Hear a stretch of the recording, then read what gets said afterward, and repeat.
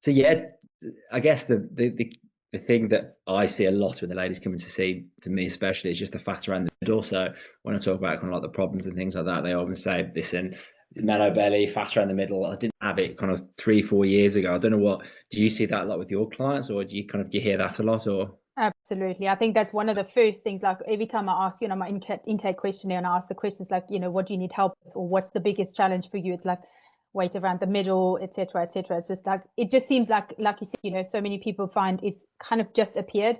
But Yeah. then also whatever techniques they've used before to lose weight or change their shape now doesn't seem to work anymore. And I think that's oftentimes what really frustrates people, because you kind of think, well, this has worked years and years ago, and I've done it time and again, because many of the women that I work with have been on recurrent, those restrictive diets, for example, and I'm sure you find the same. And then all of a sudden they say, so why is this not working now? And oftentimes they also notice how rubbish they feel using those same techniques again now.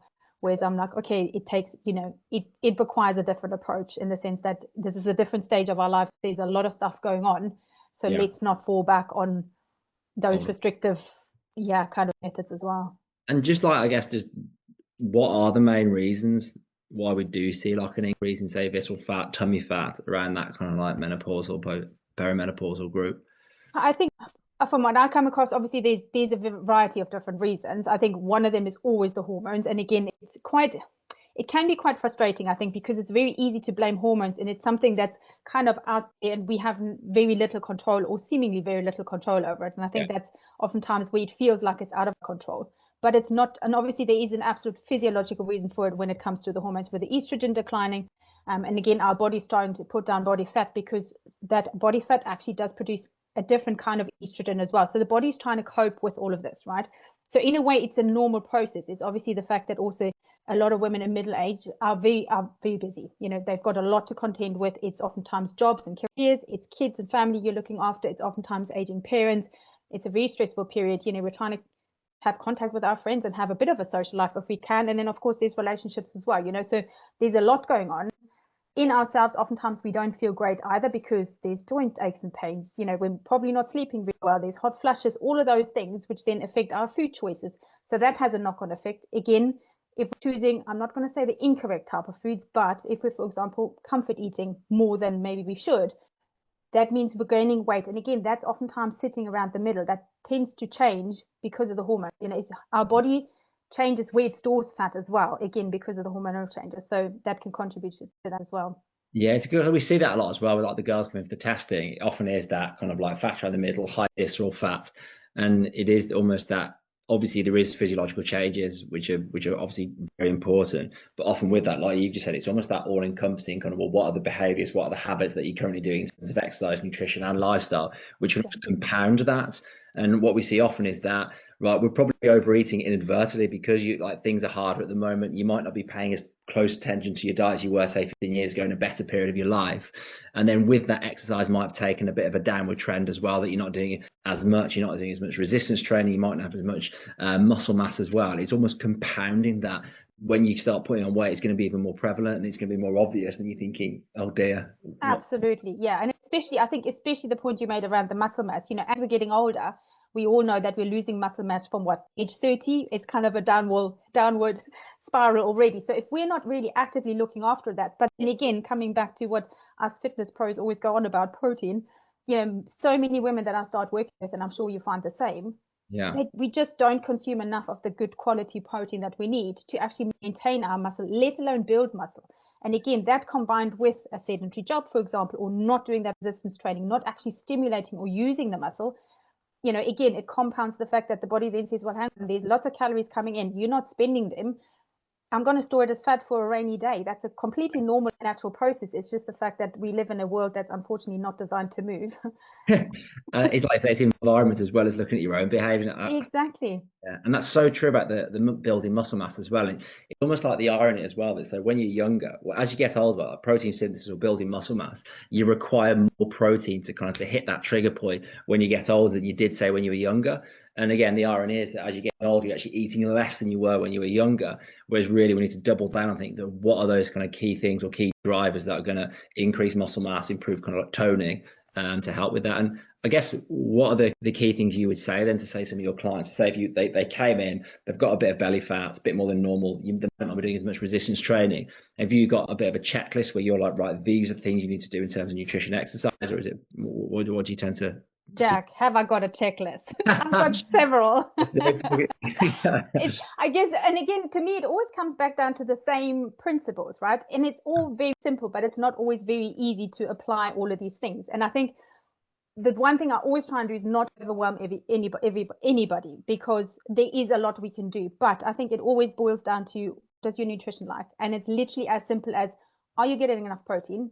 Yeah. Are you eating enough fruit and vegetables? Because again, from a fiber perspective, from a micronutrient perspective, that is what our body needs. So, we all know the buzzword around gut health. And again, we could probably talk for hours on just that alone and how important that is to just about everything in our body, from immune system to brain health to mental health, etc. So again, nutrition is really important. Movement, absolutely. And that's not just going to the gym. I'm personally, at the moment, I don't even have a gym membership. I train at home because that's kind of, it works for me. I've got 30 minutes and I do some dumbbell exercises, I throw some weights around, and that works. But it's also that activity throughout the day. So many of us are sedentary, and you kind of look at some of the step counts and you sort of think, if it's around 3,000, 5,000, 6,000, from a health perspective, we need to do better. There's no two ways about it. So again, it's all those little things, which in itself, they will take some thinking and some planning, but we can all do them in our own environment, adapted to whatever lifestyle we're leading. So again, those are definitely some of the three biggest pillars. And then of course, there's stress, there's sleep, there's all of those other things as well that help make us feel better, which means we're more likely to do those other habits as well. But I always think if you start with those three, you're already onto a winner. And oftentimes we notice, and you know this from our clients that we work with, they feel so much better so quickly as well. Yeah. That's the thing, it's the perception. And when you start feeling better, you've got more energy, that will lead to kind of better behaviors. And I think you're right, it is taking that holistic approach, but then sometimes it can seem a little bit fluffy. And that's where, like you say, if you've got those, I like a framework and systems as well. It's like, well, what are the things that you need to tick off? And then how can you start turning that dial? So again, it's that protein. Are you getting a minimum of 30 grams of protein with each meal?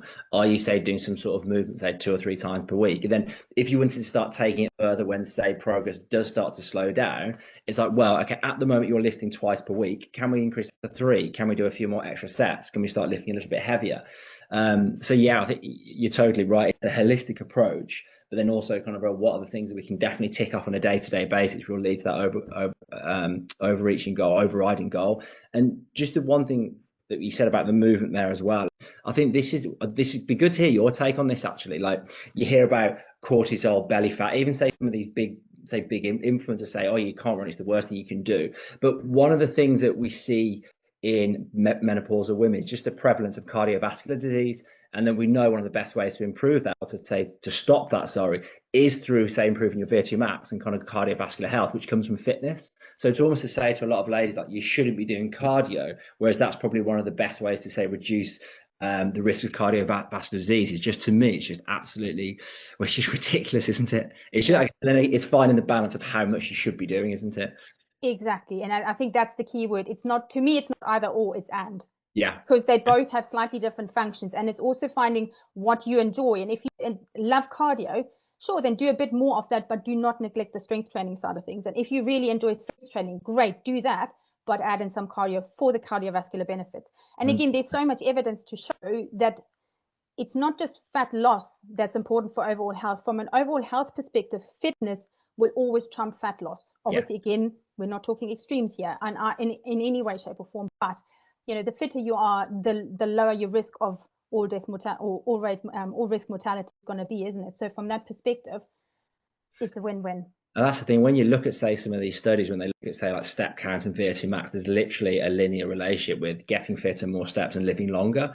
And you just can't negate that. And again, like you said, it's not binary that you've got to do absolutely loads. It's finding your level. And when we talk about increasing VO2 max, there's a lot of, say, like jargon here. But by getting fitter, that doesn't have to mean doing incredibly extreme spin sessions daily. It's probably just getting your heart rate up a little bit more than it currently does. And by doing that, again, you're turning the dial, you're getting a bit fitter, you're reducing, say, some of that fat around your middle. And it's those things that you just have to keep building on. Exactly. And even like you said, the cardiovascular fitness, that can be 10 minutes on a treadmill, walking at a pace where you find it hard to have a conversation.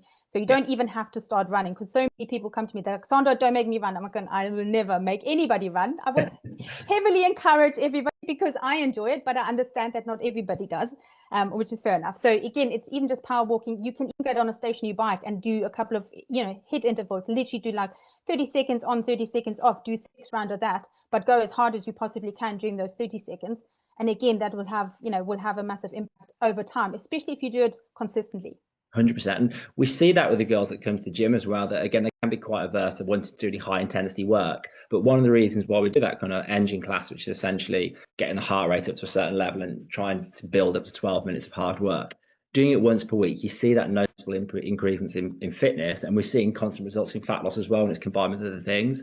Yeah. So it's, I think you're right. It's what you just said before. It's not kind of one of the other. It's kind of and then you need to start thinking about how much you need to start adding in. So not interesting, that is. And the other really interesting thing also, what I wanted to just say, if you're somebody who hasn't actually trained before, or is not, doesn't come from an exercise or training background, it can feel really scary to get your heart rate up. I've had one client, she's like, and you know what, it always feels like I'm about to have a heart attack.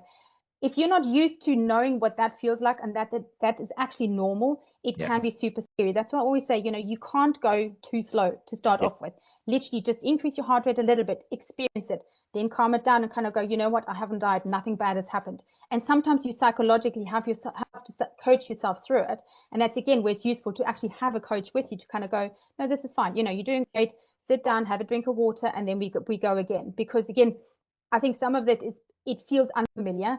And especially if if you're on the heavier side, for example, or if you're really unfit, that heart rate will spike, and it can feel scary because it's going fast, right? So I think it's sometimes just having an open mind and going, okay, what's right for me at this stage, and then building on that, rather than I'm going to go flat out straight away and then literally feeling really uncomfortable.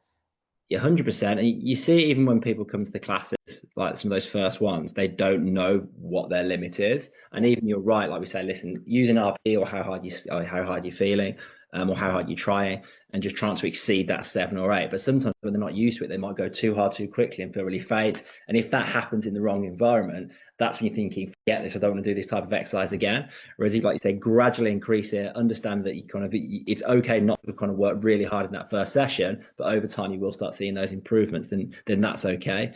And so yeah, don't overdo it. And that's again that segue. Well, do you have anything else on that or not? Not at this stage, but I suppose the same goes with strength training. I always say it's like start where you're at. So if you've, again, never done strength training, it will feel very unfamiliar, and you'll constantly be like, oh my God, am I doing this right? And you don't even need to use weight to start off with. If you're just going through the movements and actually just getting your brain used to it and going, hey, we can move in this way, because again, that's I could talk another long time about all of this as well. It's just movement patterns. It's also improving our balance. It's improving our brain muscle, brain body coordination and things. Again, massive risk for us women after perimenopause is falling over and literally breaking bones and hips and all kinds of stuff. And it's a huge risk, and women are more prone to it. So again, working on balance, working on moving your body in space, so to say, is massive, right? And that's again where a lot of the resistance training, I think, is really useful, to just learn how to move our body in completely different ways that we've probably never experienced before. I mean, many of us, or especially my generation, we didn't grow up with strength training, did we? So it's like, this is what I'm saying, and there's so many segues. You're right, we can go with that, and you're right that the resistance training is that the issue we see that a lot of, say, ladies over a certain age coming in, again, I'm generalizing here, but the typical women that we work with haven't done much training in the past, and there is that, I guess, speed of learning is going to be a little bit longer compared to, say, that 25-year-old guy who's been training for 10 years. And with that, the movement patterns take longer. With that, it's going to take longer to, say, add more, say, weight onto the bar. With that, it's probably going to take a lot longer to build muscle mass. So when people say, oh, we're going to tone in 6 weeks, realistically, you're not. You might build a little bit of muscle, you might feel a little bit better, but ultimately you need to be kind of realizing that, say, this is going to be that long process. And it'd be good to hear your thoughts on the difference in speed of progress for women, again, perimenopause, menopause, compared to, say, like the average bloke, or Do you see much of a difference? Oh no, I certainly do. I don't be interested to hear your perspective. Definitely, yeah. I mean, there's still variation as well, because some ladies, you know, even if they haven't trained before, they kind of see quicker results and then others do. And that's, again, Yeah. completely normal. So I always say, just compete with yourself, in the sense that it's you against you, right? It's like, as long as you're 1% better than you were yesterday, you're doing absolutely perfectly. And again, it's that long game. I always think, to me, the whole perimenopause stuff we're doing now is longevity. It's all about living as well as we can live for as long as we're going to live, right? Yeah. And again, getting used to those habits now, and kind of going, you know what, I've got the rest of my life, however long that is, to perfect this. That's the goal. And Yeah. just literally build on that every day, and just kind of go, what's the one thing I can do today to make me a little bit stronger? Oh, can I pick up a slightly heavier weight today? And just challenge yourself and stay curious. I think that's so important as well, to kind of just go, you know what, we've got a third of our life to go still. That's a hell of a lot, right? And let's make that as good as we can, and learning all these new things, these skills. But that's such a mindset shift, though, because you're right. I think once you can lock onto that, you almost, well, it becomes so much easier in some respects, that you're not under the pressure thinking, right, I've got to lose weight for a birthday, I've got to lose weight for when I go on holiday because I feel a bit shitty in photos. Once you start understanding, like, do you know what, this is the process, this is the stuff that I'm going to do kind of in the long term, I want to keep getting stronger, then it becomes almost easier in effect, because you don't put that pressure on yourself, do you? And Yeah. we see that with the girls coming in, the ones that bed it in, they just see that continuous improvement, and then they're almost, their perspective change from, I'm coming here just to lose weight. It's they're coming here to feel better about themselves. They're feeling more confident surrounded by people like them. They're coming out, I think, like high-fiving each other, laughing and joking. And that's kind of what we're trying to pull together, rather than, oh, I just want to. I'm not saying you don't want to lose a few inches, but it's not just about that. It's not chasing that kind of scale victories, is it? Or that's how you look. Absolutely. And to me, it's always that it's an identity change. It's like, who do you want to be? You know, who do you see yourself at when you're at 80, for example? I know one thing, I want to learn how to surf on a long surfboard, right? That's my dream. It's like, when I'm 80, I want to be able to do that. So what do I need to do today to still be able to, when I'm retired, go to a beach somewhere and learn how to surf? That's literally as simple as that is. So it's about kind of thinking, who am I today, but also, where do I want to be, and what would that person choose to do today? And obviously, you've done a lot on behavior. Like, the way that you work with our clients is that it's very much kind of helping them kind of instill change. What advice would you give to some of the ladies that might be interested in, say, working with either of us when it comes to, say, long term, say, fat loss, health, longevity? How have you got any like key things that you like to do which can shift that mindset, rather than focus on how bad things are in the short term, to say embracing more of a long term change? Think for me, a lot of it starts, definitely, there's well, a couple of different ways. I always say is like, get really clear on why, as to why did you start this in the first place. And oftentimes, the only two motivators for us to change any of our behaviors is really uncomfortable. Be that, for example, how you look in photos, or how you feel in your clothes every day, or you want to move towards pleasure. Again, that's where comfort eating is obviously quite a big one. So those are kind of our only two motivators. And I always think, okay, which point are you starting from? Is the pain too big, or are you moving towards that kind of pleasure for you? And asking yourself what that why is. Oftentimes, it's not just like, oh, I want to lose weight. That's a great why, but it's what I call quite superficial. There's very little feeling attached to it. So there's an exercise I do, which is called the 5 Whys, where you have to sit down with in a bit of quiet, and you actually ask yourself why 5 times. And oftentimes, the deeper you go, the more you really find that reason you want to change. And that's, for me, is the important bit, getting really clear on why you want to change to start off with. Yeah, it is that. It's almost like you need that visceral feeling in a way, don't you? I think I like that kind of 5 why. It's like, why did you this? Well, why did you think that? Well, why do you think that? I think you can start really locking into that pain, because this is sometimes where I maybe struggle with working with ladies with like you, is that I guess I can find that, say, like visceral feeling, especially when I used to play a lot of sport, was that I want to feel amazing when I'm playing sport, whereas I don't really have that same kind of pain that you might have at the moment. And it's just interesting to see how it's interesting to see, shall I say, seeing the pain, but sometimes people really struggle to find that deep why, really, to get out of it. Yeah. And I mean, some of the reasons, that I come across often is like, I've had one lady that I spoke to recently, and I asked her a couple of times, I said, so why, tell me, oh, no, I want to lose some weight, which is great.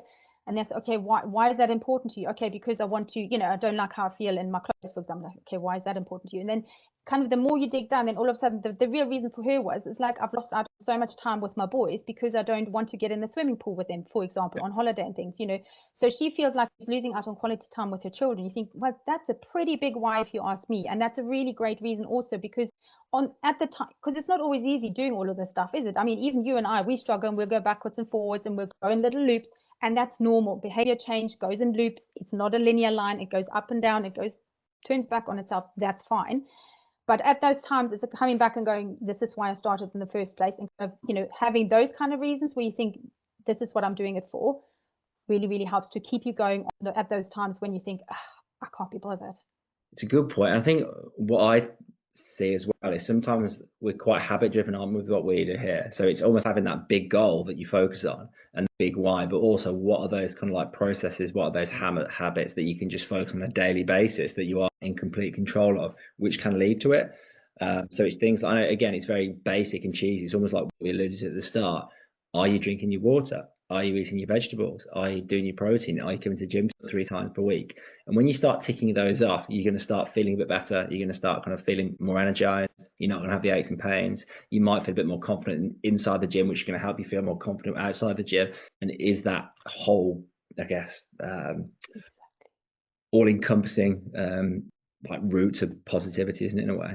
That's exactly it. And I think it's also the fact that, sometimes it's even just the fact that you're doing something and you're taking things off, because so many restrictive diet, the biggest problem is that people feel like they failed. And then all of a sudden it becomes this big thing versus as soon as you start taking things off and you think, I feel in control and I am making these decisions and I'm making active choices, you feel very different about the whole approach. And then even a bad day, and I'll use the inverted commas, even a day, for example, where you completely go off the rails and you overeat and you're like, in the usual process, the restrictive process, your mindset will go to like, well, I failed, I might as well give up. Versus this is like, well, hang on a minute, I've just not ticked the boxes for one day.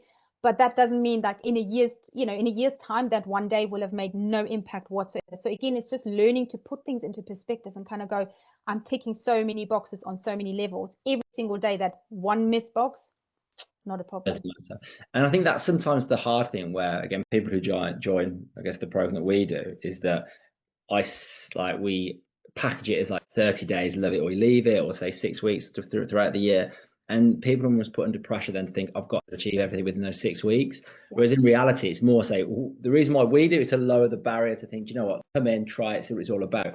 But the idea really is to help you implement things that you can do long term. And then when people start realizing that as long as this process that you're currently doing, if you're consistently average, this is what's going to lead to kind of that kind of change long term, rather than being like super perfect for 4 weeks and then reverting back to what you were before doing. So say something like this.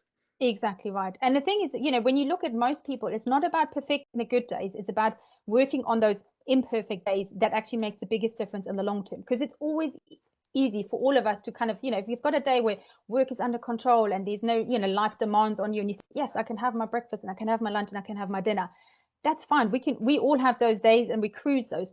Those don't need perfecting. It's the messy ones in the messy middle where you think, geez, you rushed off your feet at work. You've skipped lunch because you've had meetings all day. Being prepared and making sure you've got something in the freezer that you can just chuck in the microwave in the evenings. That's what matters. It's having those days, being ready for those days. Love that. So true. There's so many things. We need to do more of these. Right. So, on that note, good to see you, Jack. Speak to you later. Bye.